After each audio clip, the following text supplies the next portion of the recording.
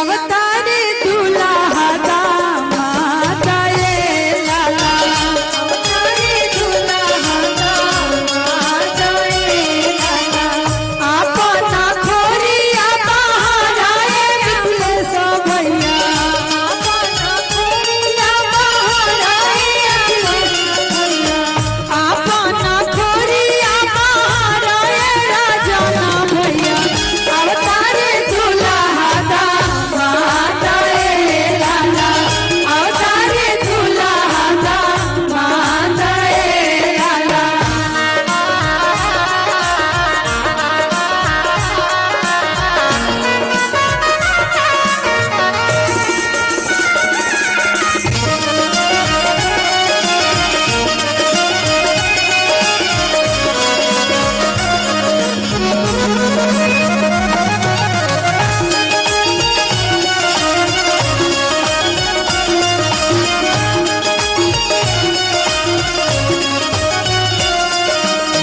खाए की मांगे पूरी कचौड़ी हो, खाए की मांगे पूरी कचौड़ी हो, खाए की मांगे पूरी कचौड़ी हो।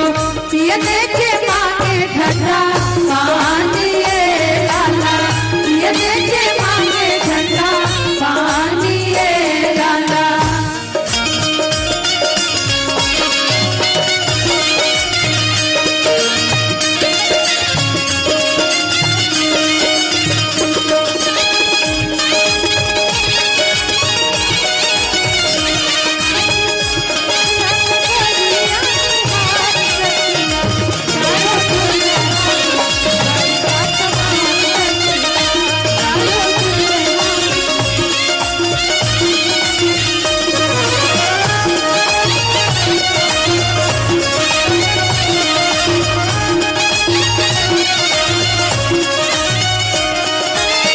बिहने के मांगे ले बेटी हो सुतारा बेटी,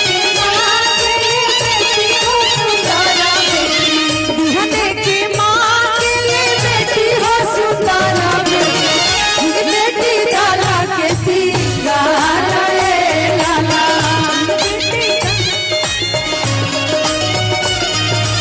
अजन बेटी दाला के सिंगार ए लाला। बेटी दाला के सिंगार ए लाला। देखिए